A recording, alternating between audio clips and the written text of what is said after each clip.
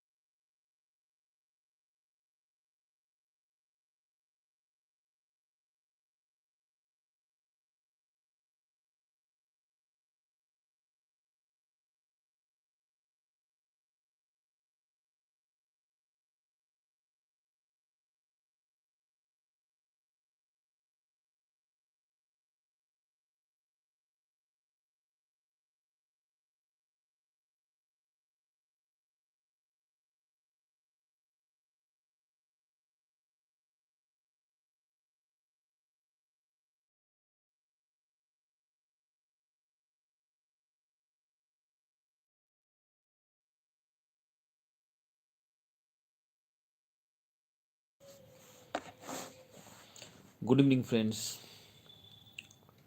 Today's topic is nasal polyp. Today, I shall not give more time, hardly 5 to 10 minutes. So, briefly, I shall discuss about nasal polyp and the remedies frequently used for this case. Nasal polyp is a disease and it is not found to be removed very quickly. Only if it is an acute enlargement due to cold allergy, it may be removed soon. Otherwise, much time generally required for the cure of nasal polyp. And for the catarrhal enlargement of nasal mucosa, Amon curve is the remedy of nasal polyp. So, catarrhal enlargement of nasal mucosa, Amon curve is the remedy of nasal polyp. Otherwise, as the chief action of Thuja occidentalis is to be manifest, figwort, condylomata, etc. It certainly influences the enlargement turbinates of the nasal mucosa, But for the acute case, it is ammon will be the cheap remedy. There are other remedies also for the nasal polyp. Nitrate of sanguinarine, sanguinaria nitrate, is the first and is a very important medicine. It acts in acute and chronic catarrhal conditions with a sense of obstruction within nose. The edematous mucosa of nasal sinus or polypus creates the feeling of obstruction and thus become influences of sanguinaria nitricum. Thuja occidentalis helps action to take when used intercurrently. Then the next medicine is Teucrium meramveram, TMV in short. It is used sometimes as one of the remedies of nasal polyp. But it is to be noted that it is a remedy for syphilitic or tubercular diathesis. It is used for syphilitic or tubercular diathesis patients. It causes atrophy of nostrils. Remedy for an enlargement of growth should not be the remedy of atrophic effect. Thus, diagnostic approach diverse Teucrium meramveram to be used as a remedy for nasal polyp, though it is a sin to be used for such purpose. So, what is the brief discussion about nasal polyp? That nasal polyp is not a disease to be cured very early, very short period. Only for the catarrhal, acute catarrhal cases, allergy, cold allergy, having cold allergy, it may be removed, and for this acute catarrhal enlargement of nasal mucosa, ammon carb is a very important medicine. Otherwise, Thuja occidentalis is the second remedy for nasal polyp. Apart from Thuja occidentalis and what is called ammon carb, there are also sanguinaria nitrate. It also very important medicine. One who having chronic catarrhal condition with a sense of obstructions with nose, the edematous mucosa and polypus feeling of obstruction and creates a lot of disturbance in the at night. So in that cases, sanguinary nitricum is the cheap remedy for the chronic catarrhal conditions. So acute catarrhal conditions, ammon carb, chronic catarrhal condition, sanguinaria nitricum. Thuja may be used as intercurrent medicine also. Then I have also discussed about Teucrium meramveram, TMV. TMV is used for those patients who are actually having diathesis of tubercular or syphilitic diathesis.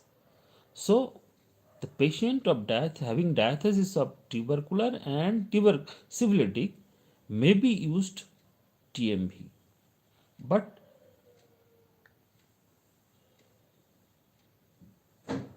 it causes atrophy of nostrils. So these are the short topics, short discussion about nasal polyps. So now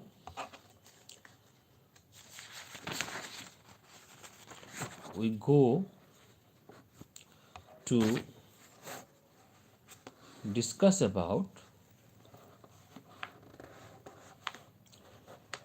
ozena. Ozena.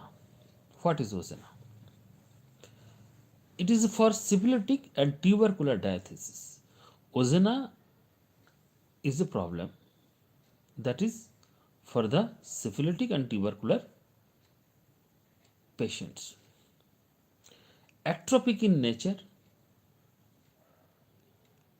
at young ages, it may be atrophic rhinitis, syphilitic diseases at the middle age, and cancerous at old age. So, there may be putrid discharges, ulceration of bone, loss of smell, discharge of large irregular chancres, and as per the properties, Oramet, sepia, TMV are the cheap remedies for ozena.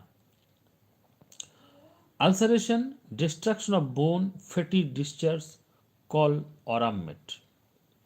While thick crusts, lumpy greenish discharges a few days old may be indicate directly sepia, and a loss of smell, large irregular clinkers, loose coryza, blocking nostrils signify TMV, Teucrium meramberum. So this is ozena.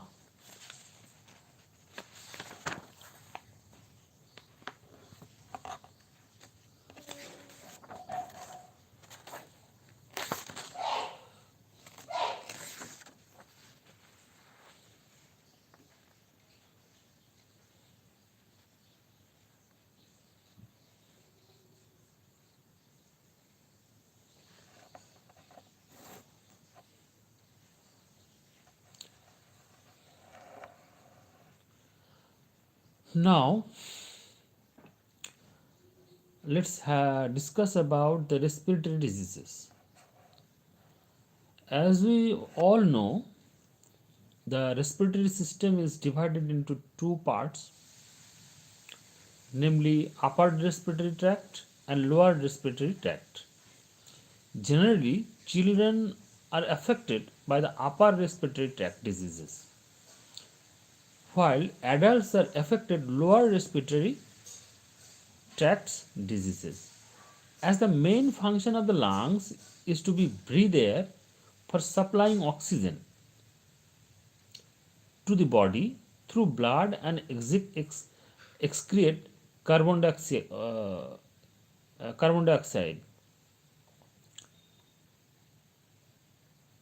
As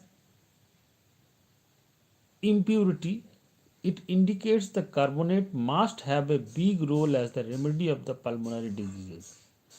Carbonates are the main source which gets disassociated in carbon dioxide and oxygen. So, we should find out the salts or specifically the base part of the salts which could have influences on the respiratory functions. Pathology indicates that in pulmonary affections, the level of potassium in blood gets changed from the normal range. Combining these two facts, it may be said that potassium carbonate must be the cheap remedy for pulmonary diseases. It is to verify that the children getting affected from the URT disease, cold susceptibility and its consequential symptoms are generally running short of calcium. Deficiency of calcium causes relaxation or slackness of muscles of the body. Such bodies become fat, flabby, leukophlegmatic in physique. Calcium influences or directs the muscles to contract. Thus, introduction of calcium carbonate in the appropriate potency and doses for the sometimes brings the healthy tone of the body and cures the related constitutional diseases. So, calcium carbonate must be the cheap remedy for them for URT diseases.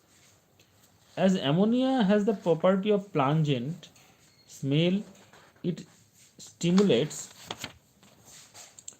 the trigmanial nerve in the nasal mucosa and thus affects mucous membrane and olfactions, clearing the nasal blockage of catara. So, ammonium carbonate must be a useful remedy of URT diseases. Other remedies of the nasal blockage will be discussed later. Magnesium influences the muscular tissues, which is important for the patients of tubercular diathesis.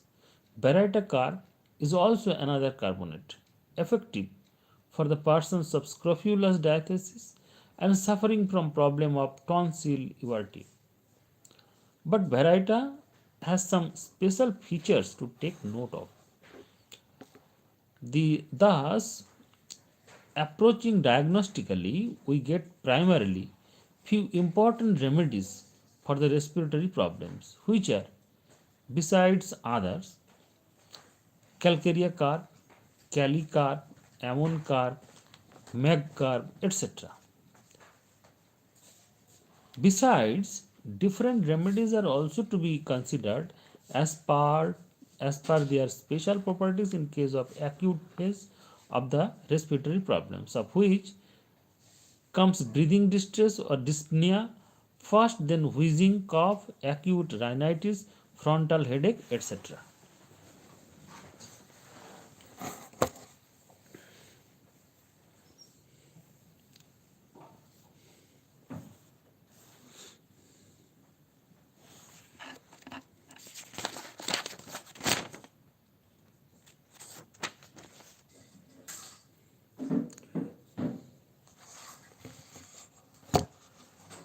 What is the breathing distress? Let's discuss about the breathing distress.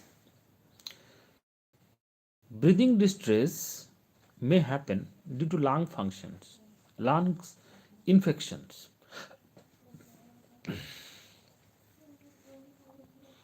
Lung infections, how the lungs infection happens? Due to cold, pneumonia, asthma, what is called COPD,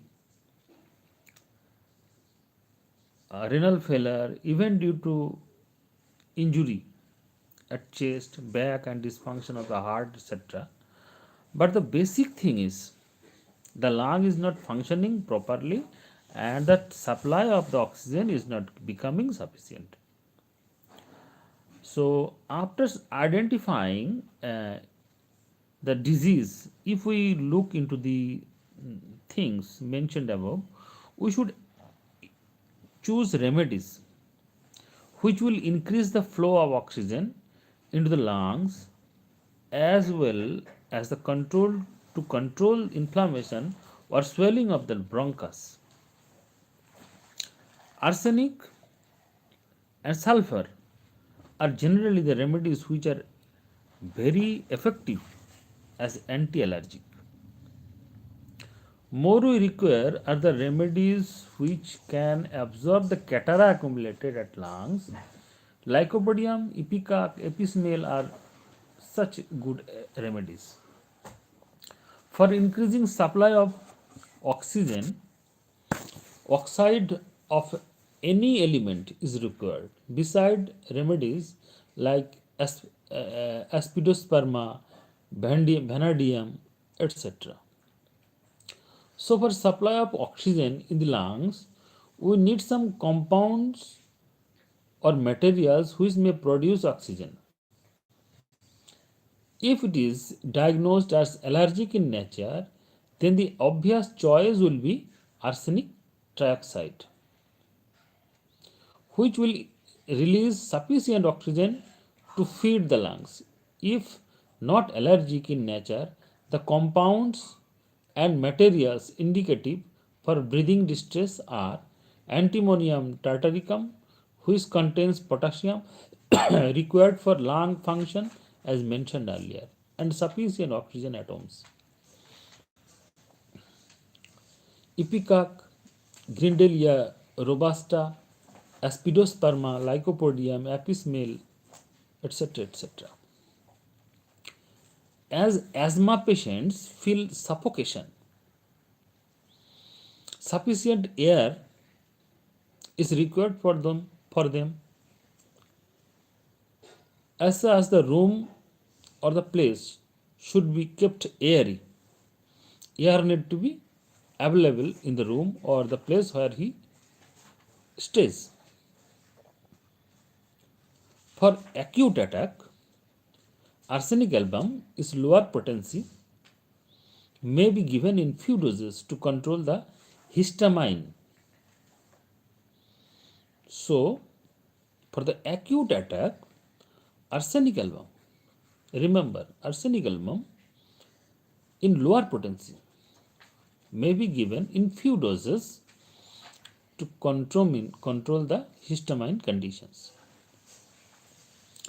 Ipecac, cuprum acetate, and aspidosperma have their specific actions in this condition.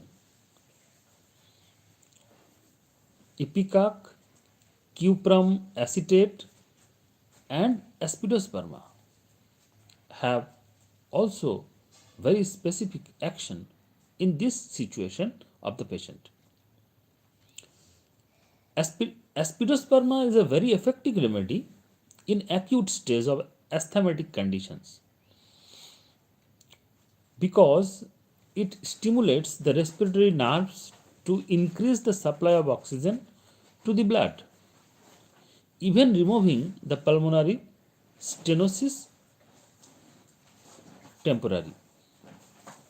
So, to brief, aspidosperma is a very effective remedy. Any asthmatic attack, acute asthmatic attack, aspidosperma is a very, very important and good remedy to back up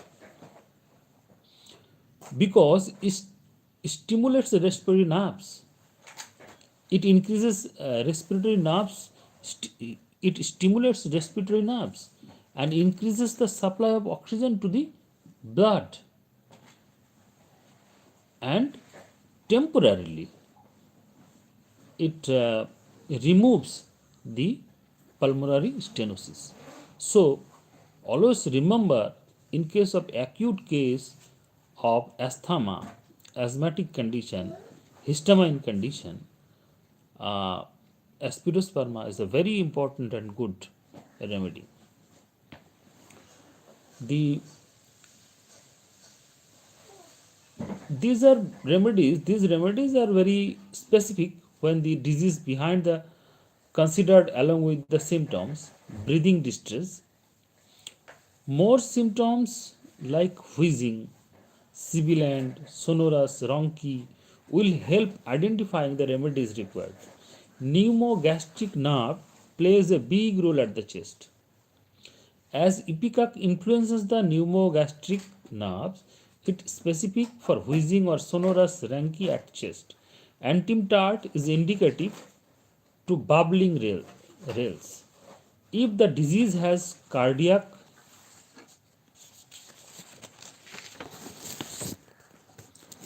relation, then Grindelia robusta will be the choice because it acts of the cardiopulmonary portions of the pneumogastric nerve and with dry catarrha. While the mucopurulent catarrha, it will be the antimtart. If the breathing distress is due to pneumonia with a pleural effusions or etc., the remedies obviously will be such which can absorb the effusion. The remedies having the property of fluid absorptions are, as we know, sulfur, lycopodium, apis male, kaliiode, chelidonium, etc. are very important. In case of pneumonia, remedies to be selected with very careful observation and as per the stage attended to avoid the aggravation. Sulfur generally is the indicative to all stages. Lycopodium for pleural effusions with great dyspnea, chelidonium with fever, epismale with edema, kali iode containing potassium at hepatizations, etc. But the remedy should be correlated with other exposed symptoms as per the possible. So, to brief, in case of breathing distress, to pneumonia, and there is a pleural effusions. Pleural effusions means মানে ফুসফুসে জল জমে যাওয়া, যাকে বলা হয় জল জমে যাওয়া, বা সেক্ষেত্রে this remedies obviously will be the so which can absorb effusions. এমন মেডিসিন দরকার যেগুলো সেই ভিতরে যে জল জমে আছে বা কফ জমে আছে সেগুলোকে অ্যাবজর্ব করে নেবে, এমন রেমেডি দরকার। The remedies having property of fluid absorption, এবং ফ্লুইড অ্যাবসর্ব করে কোন ওষুধগুলো? সালফার করে, লাইকোপোডিয়াম করে, অ্যাপিসমেল করে, কালি আয়োড করে, চেলিডোনিয়াম করে। তো এই ওষুধগুলো কিন্তু গুরুত্বপূর্ণ। ইন কেস অফ নিউমোনিয়ার ক্ষেত্রে remedies to be selected with very careful observation and as per the stages attended to avoid the aggravation. নিউমোনিয়ার ক্ষেত্রে রেমেডিসগুলো খুব গুরুত্বপূর্ণভাবে সচেতনভাবে সিলেক্ট করতে হবে, আদারওয়াইজ অ্যাগ্রাভেট হয়ে যেতে পারে। Sulphur generally is indicative to all stages, সমস্ত স্টেজে সালফার একটা ওষুধ যেটা প্রয়োগ করা যেতে পারে এবং লক্ষণের সাথে মিলে। লাইকোপোডিয়াম ফর প্লুরাল এফিউশনস, বুকে যদি জল জমে যায়, চেস্টে ফুসফুসে জল জমে যায়, কফ জমে যায়, লাইকোপোডিয়াম খুব ভালো ওষুধ। উইথ গ্রেট ডিসনিয়া, এবং যদি ডিসনিয়া থাকে,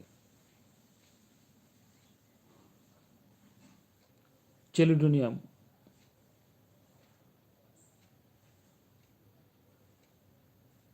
চেলিডোনিয়াম যদি জ্বর হয় নিউমোনিয়ার সঙ্গে তাহলে চেলিডোনিয়াম, আর যদি ইডিমা থাকে তাহলে apis mel. Kali iod containing potassium, আর ক্যালি আয়োডের হচ্ছে potassium at hepatization etcetera, but the remedies should be correlated with other exposed symptoms as far as possible. Pleurisy may be germinate tuberculosis, and so it should be considered under tubercular diathesis.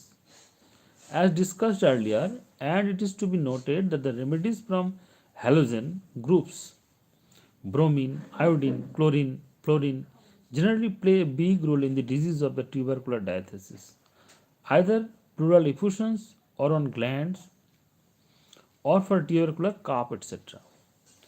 Kali iode, having both potassium or iodine present in it, must play a distinctive role in the pleural effusions at chest. Even in the case of synovial fluid exudation, the knee joint, Kali iode is a distinct remedy. So, the drugs which can absorb fluid are the remedies of pleurisy. In that case, Calicar, Kali iode, epismale, sulfur, lycopodium, etc. are very important medicine. So friends, today up to this, thank you for staying with me, and good night for today.